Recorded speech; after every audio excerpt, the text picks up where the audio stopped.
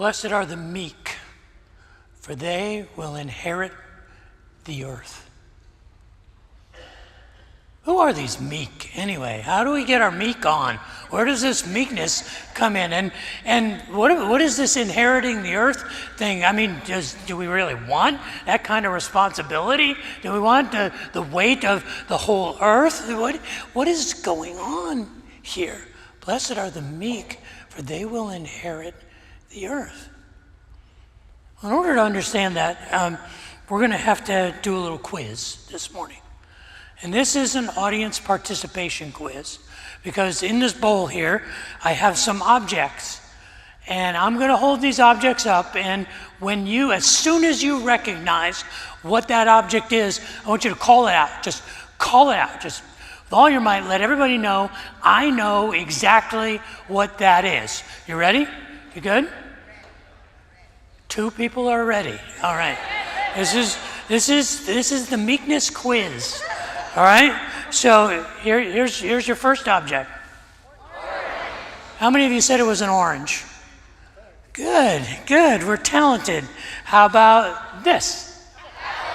Apple. How many said apple? How many know what kind of apple this is? Red delicious apple. Okay. All right. Now you ready? This is where we're upping the game. We're upping the game. What is this? Who said dragon fruit? This is science fiction fruit. This is Arthur C. Clarke Star Wars fruit. This is the weirdest looking fruit you will ever find. $4.97 a piece at H-E-B. This is dragon fruit. Anybody like dragon fruit? Dragon fruit fans? Okay, you're weirdos. Do you know what this is? Who said gold dragon fruit? Mr. H-E-B, who works at H-E-B, knows this is golden dragon fruit. That's cheating, Ryan. You're a professional grocery guy. All right, let's see if you know what this is. Does anybody know what kind of pear this is? A Bartlett pear, that's right. This is a Bartlett pear. Does anybody know what this is? Did somebody say Bosch? Bosch pear? This is a Bosch pear. You realize there are over 1,000 different varieties of pears, because what is this? This is called a red pear. A red pear. So we have 3 different kinds of pears. Does anybody know what this is? Orange pear. It's an orange pear. But would you say that it's a pear? How many of you would say it's a pear? A couple of you? All right, we're gonna check this out. I'm gonna ask Chris to look at this. Chris is a seminary student, so he won't lie. Now, this is a yes or no answer. All right. Hold on to that. Is that a pear? Yes or no? No, by the way. Okay, he said no, it's not a pear. What if I were to tell you, I believe this is a pear? And because I believe it's a pear, therefore it is a pear. My truth is this is a pear. And my truth says this is a pear. But when is a pear not a pear? Well, you say, well, it's not a pear when it's P-A-I-R, not P-E-A-R. No, when is a pear not a pear? Because we live in a world where a pear is not always a pear. And a pear is only a pear if I believe that it is a pear. If I think it's a pear, then it is a pear. You may not realize it, but over the last 150 years or so, we have fallen into what is called a postmodern epistemology. Postmodernism, to sum it up very succinctly, and forgive me if you're a philosophy major, postmodernism basically says that there are a virtually infinite number of ways to interpret any observable phenomenon. Now, I have a theory that postmodernism really garnered its sort of influence on our culture when we began to realize we could destroy the planet. We had the power to split the atom. We were discovering in the modern mathematics that you could do the formula correctly and come out with two identical but opposite answers, and both of them were correct. It's the Schrodinger's cat theory. The cat is both alive and dead at the same time. It's string theory. It's quantum mechanics. But I spent the last couple of weeks giving myself a migraine trying to understand the source of postmodernism. And I read a number of essays and watched a number of lectures and read a number of books. And one of the most influential books that I read was a book by a Canadian philosophy professor named Stephen R.C. Hicks. Now, while I don't agree with some of the conclusions that Dr. Hicks comes to in this book called Exploring Postmodernism, I think he does a brilliant job in explaining how we got here and what this means. He says this, now try and follow along here. Postmodernists have sophisticated theories of epistemology. Epistemology is basically, how do we know what we know? Epistemology is the knowledge of knowledge. And language that tell them these things. Postmodernists say, first, truth is impossible. Evidence is theory-laden. Empirical evidence never adds up to proof. Logical proof is merely theoretical. Reason is artificial and dehumanizing, and one's feelings and passions are better guides than reason. Therefore, no form or system of logic, then, is more objectively right than any other. What Dr. Hicks is basically arguing is that words have become subjective. That in the postmodern world, we have crossed a semantic threshold to where if I say that's a pear, and that is my truth, that I say that's a pear, then for me, it is a pear. You may say, no, it's not a pear. But it doesn't matter, because semantically, words only mean what I want them to mean. If you don't believe me, talk to a teenager. Talk to a teenager and ask them. I went into the student center this morning and I said, do you like what I have on? And the student staff said, yeah, your fit honks. My fit honks, which is apparently, this is cool, this is good. This met with their approval because my fit honked. And I never heard any honking. And they just said, yeah, I'm just being very demure. And I'm like, what? What language are you speaking? But seriously, do you understand that if we don't agree on what words mean, then how do we come together on concepts or ideas or beliefs or truth or falsehood? You cannot build a community. You cannot build a culture. You cannot build a society. You can't build a family. You can't build a marriage on people who say the same words and mean different things with those identical words. I don't know about you, but Diane and I spent the first handful of years of our marriage arguing over language. I would come home and she would be banging pots and pans in the kitchen, doing something, and I said, why are you so angry? And she would say, I'm not angry, I'm frustrated. Another time I'd say, well, why are you so angry, baby? And she'd say, I'm not angry, I'm exasperated. And she had a whole vocabulary of adjectives. I had happy, angry. That was it. I was one or the other, but I had to learn that when she was like, she needed some food, she had this thing called being hangry, which is a version of anger that is multiplied by hunger. And so, okay, let me get you something to eat, because I don't want you to be exasperated, frustrated, or over-obligated, or whatever. The question is, I don't know if you've noticed, but we live in a culture that is at war with each other, that is pushing pushing people to choose sides on one side or the other. And all of the political figures and all of the public figures in our culture are saying, why can't we all just get along? Why can't we have unity even in our diversity? We talk about that here at this church. But if you can't agree on what words mean, what chance do you have? And we live in a world that has crossed a semantic threshold. So what is our hope? How do we bring people together? How do we bring diverse opinions and divergent points of view together? How do we agree to disagree? How do we even build the bridge across the divide? Because the only answer our culture has is power. I will force you to agree with me. I will require, I will legislate, I will use my authority to get you to mean what I want you to mean. But we all know that's not genuine. How do we build a genuine community, genuine, authentic relationships in a postmodern world of epistemology that has crossed a semantic threshold? I believe that Jesus saw this day coming.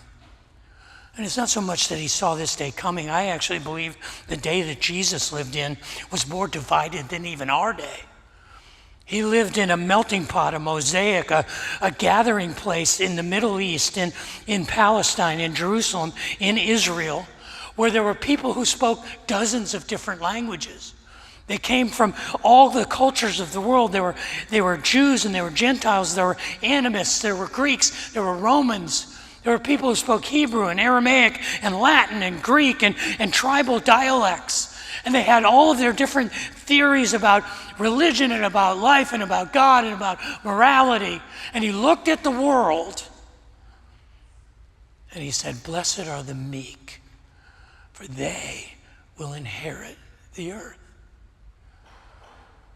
When we cannot bring the world together with our words, we bring the world together with our meekness.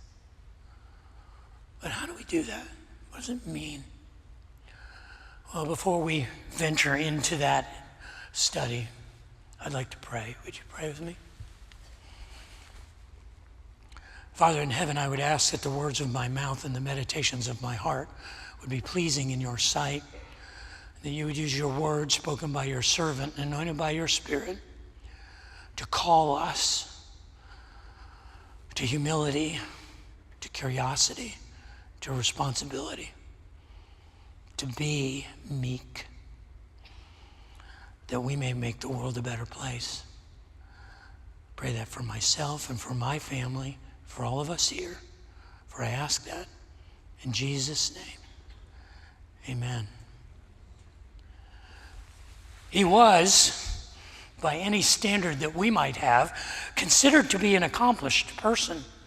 He was highly educated. He had spent his entire life in education, and his formal education, most of his adult life, was in training in the law, and training in theology, and training in philosophy, and training in the nuances of the structures of public and personal and spiritual behavior.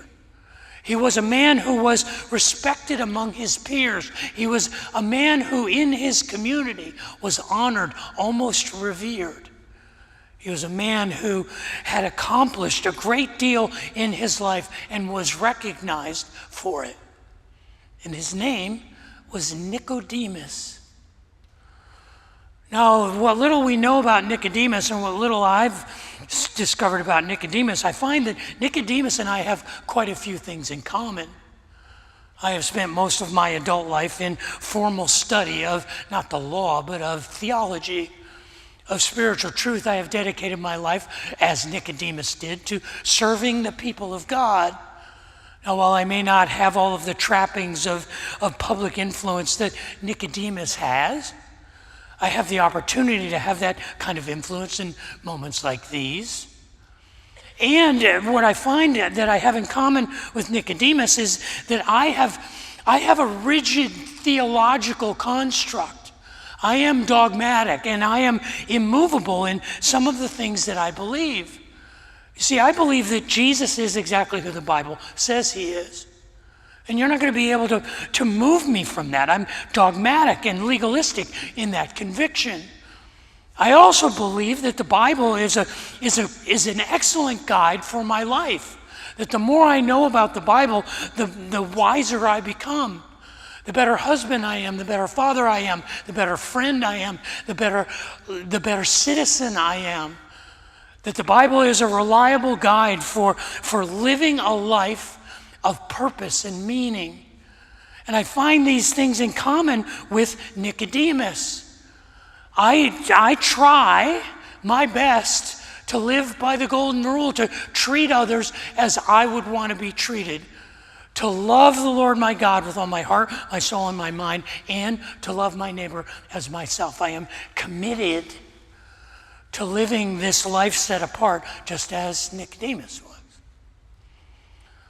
But what we know about Nicodemus, we know from one part of the Gospel of John. In John chapter 3, the first verse, it tells us that a man named Nicodemus was a Pharisee. That meant that he was a spiritual professional. He was of the elite. He was a descendant of the tribe of Levi, and he had a birthright to be a spiritual authority. But he wasn't just a Pharisee, he was a member of the ruling council of Jerusalem, which meant that he was a Pharisee of the Pharisees. He was a leader even among the elite. And it tells us in John chapter 3 that he and some of his peers began to hear about this rogue rabbi who was teaching and performing miracles in the northern part of Israel, back in the redneck populated area of Galilee. And he was from the city of Nazareth. And so John tells us in John chapter 3, verse 2, that one night Nicodemus went to find this guy. And he went to him and he said, we can tell that what you are saying and what you are doing is of God. Because by our estimation, you could not possibly do the things you're doing if God was not with you. I like to think that Jesus took a moment and realized where he was with Nicodemus, and then he looked at him and he said, I'm going to tell you something that you are not going to understand. You must be born again. And Nicodemus is like, whoa, slow your roll there, Rabbi. I mean, what? Born again? Do you know how old I am? I can't go be a child again. That's not possible. I can't go back into my mother's womb and be born a second time. What do you mean, born again? Jesus says, well, I'm going to tell you the truth. No one can fully understand or enter into the kingdom of heaven unless they're born physically of water and spiritually of the Spirit.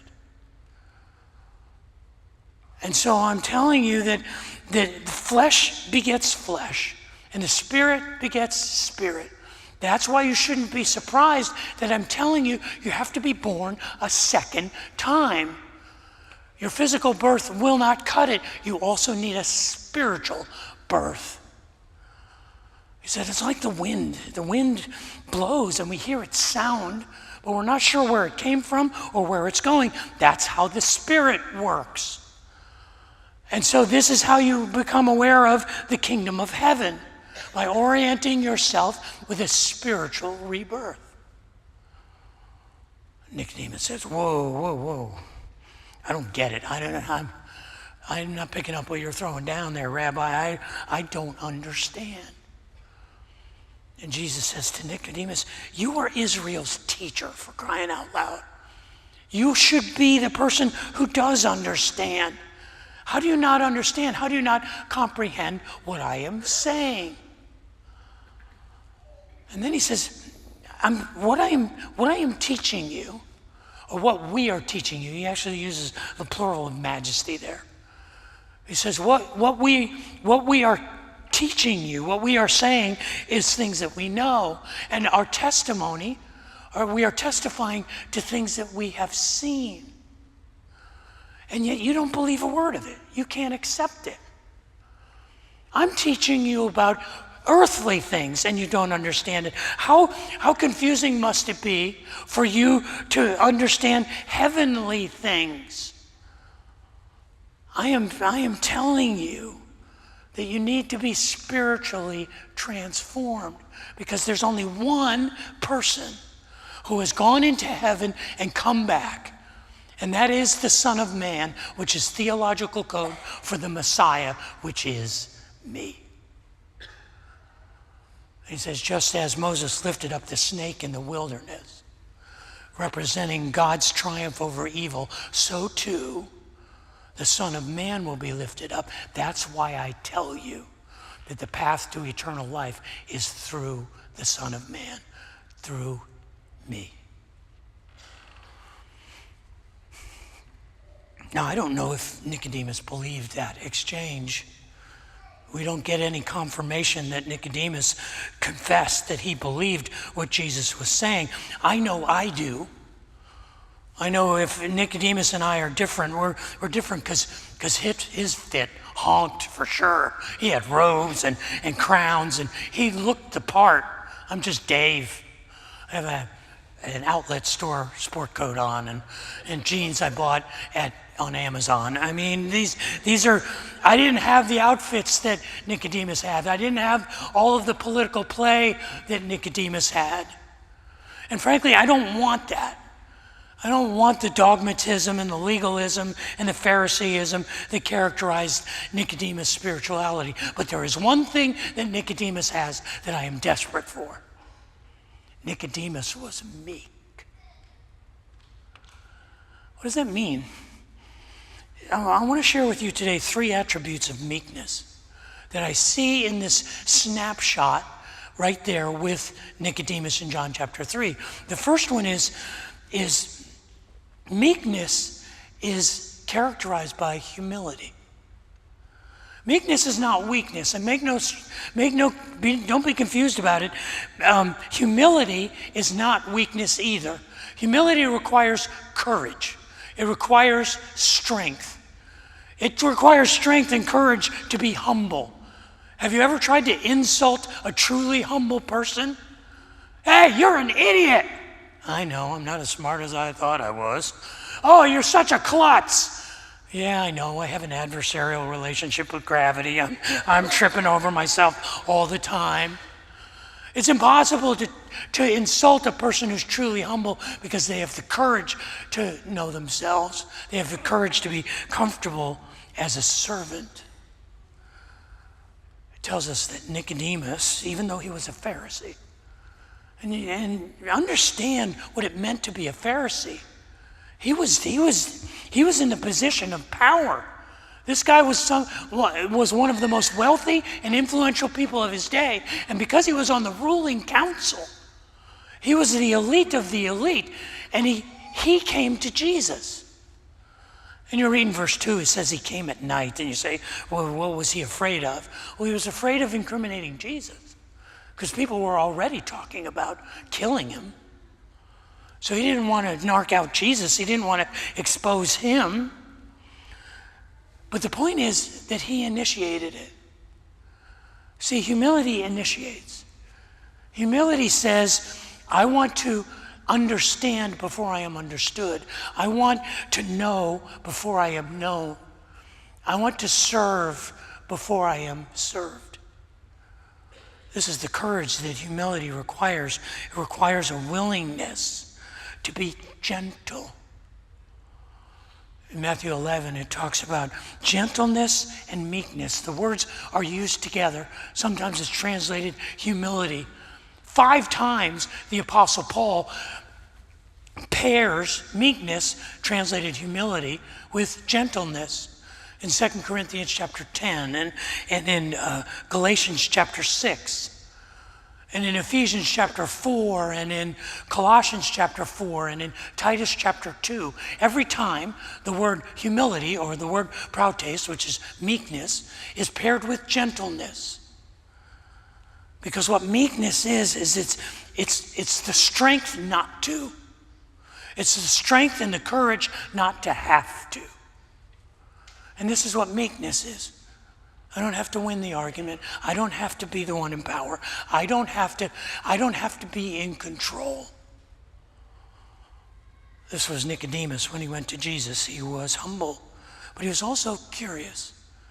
The second attribute of meekness is curiosity. And curiosity has two dimensions. There's an internal and an external dimension of curiosity. What we see in Nicodemus is that external curiosity. I want to know about you. You want to disarm someone who you disagree with? Ask them how they think the way they think. Why do you make the choices that you make? I really sincerely want to know. Because the choices that you make and the choices that I make, the values that you have and the values that I have are very different. And I'm meek enough to say, teach me. Show me. I'm curious. I sincerely want to know how you think the way you think. Why you make the choices that you make. Help me understand this. This was Nicodemus' attitude as he came to Jesus. He came with questions. How is it that you're doing the things that you're doing? I don't understand, he says in verse 4, how you can be born again. I don't understand how you can return to your mother's womb. In verse 9, he says again, I'm confused. Help me understand. It is disarming in a culture that has to win every argument to be the person who says, I just want to know. I'm just curious. I'm curious about how you think the way you think and your perspective on things. You tell me. I sincerely want to know. But there's also an internal dimension of curiosity. It is an interrogation of ourselves. Why do I do the things that I do? Why do I think the things that I think? Why do I react the way that I react? We interrogate ourselves because the more we know about ourselves, the healthier life we can live. What is the part of me that was wounded as a child? What is the damage that was created in my family systems or in my home or in the marketplace that I carry the weight of? Where did these things come from? Why am I the way that I am? That internal interrogation is part of the curiosity that develops meekness. Meekness is this idea of humility. That it initiates the conversation, and curiosity, that it interrogates and really wants to know, externally and internally. But there's a third attribute. It is responsibility.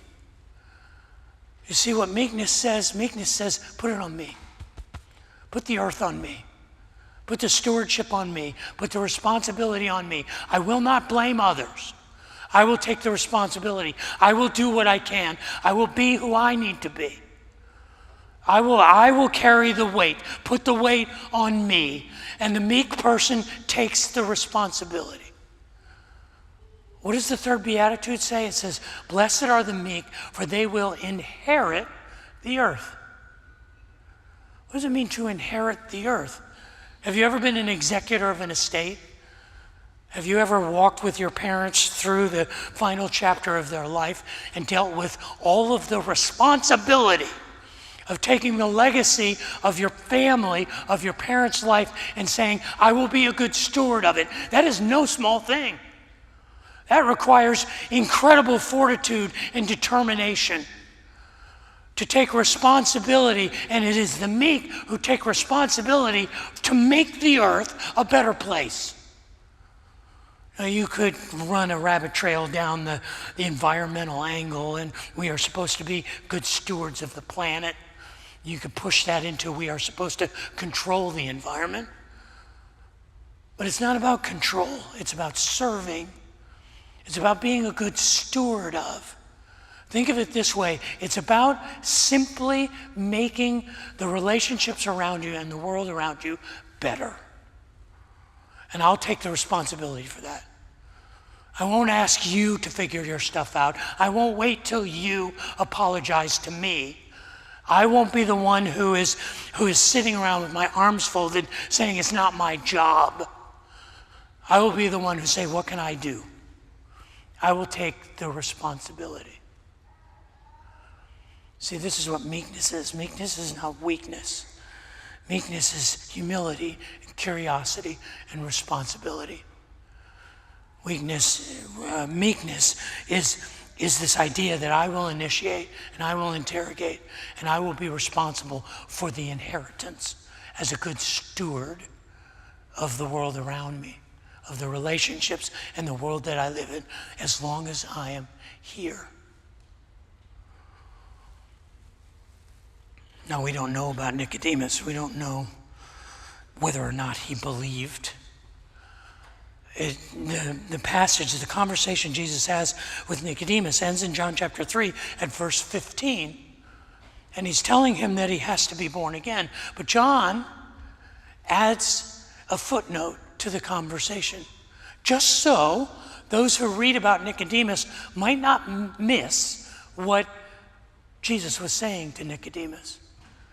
Are you familiar with John 3:16? Perhaps the most familiar Bible in the gospel, or verse in the Gospel of John, or in the entire Bible. For God so loved the world that he gave his one and only Son, that whosoever believes in him should not perish, but has the promise of everlasting life. No, we don't know if Nicodemus believed that, although Nicodemus shows up 2 more times in the Gospel of John. In John chapter 7, the high council of the Pharisees is creating a plan to lynch and execute Jesus. And it tells us that a man named Nicodemus, the man who went to see Jesus at night, stood up and said, whoa, slow down, fellas. Let's do our homework. Let's investigate. Maybe there's something going on here that we should know about. And in John chapter 19, after the crucifixion of Jesus, there's a man named Joseph of Arimathea. And he asks the authorities if he can have the body of Jesus to embalm him and place him in his family's tomb. And it tells us that Jesus was prepared for burial by Joseph of Arimathea and a rabbi named Nicodemus. See, I don't know that Nicodemus and I have faith in common. I like to think perhaps we do. I know I don't have the fancy outfits that Nicodemus has. I don't have the prestige that Nicodemus had. I don't have the political or public influence that a man like Nicodemus had. But I'm telling you, I share some of those attributes. I share some of those things that Nicodemus had, because I'm old school. I am perhaps the most conservative person in this church. I stop at stop signs when no one's around. I signal my intentions when I'm changing lanes and there's no one else on the road. I stand up when the national anthem is sung. I put my hand on my chest when I say the Pledge of Allegiance. I value loyalty and I value faithfulness. I value trustworthiness. I like to imagine that my word is my bond, and I render unto Caesar that which is Caesar's, and I give to God that which is God's.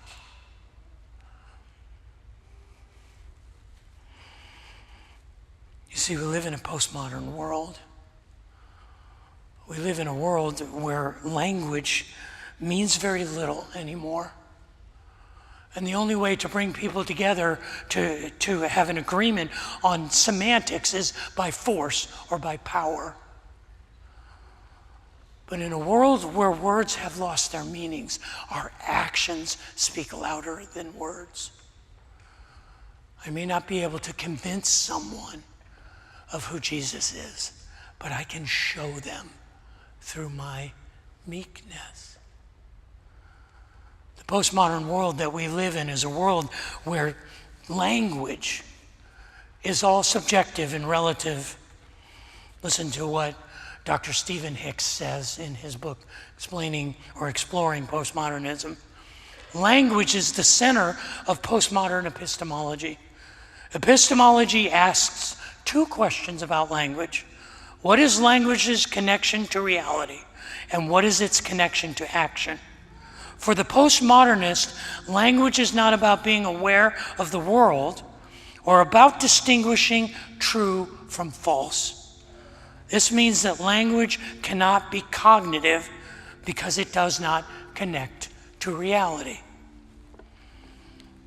So if I call this a pear, is it a pear? Well, you tell me. Does a pear do that? But then I might ask you, is this a pear? Does anybody know what this is? Not you, Ryan. This is a pear. It's called an Asian pear. It is like $1.98 a pound at H-E-B. It looks like an apple and it tastes like an apple, but they call it a pear. In a world where language has become confusing and uncertain, let's be meek. Let our meekness speak for us. We're going to be meek, for blessed are the meek, for they will make the world a better place.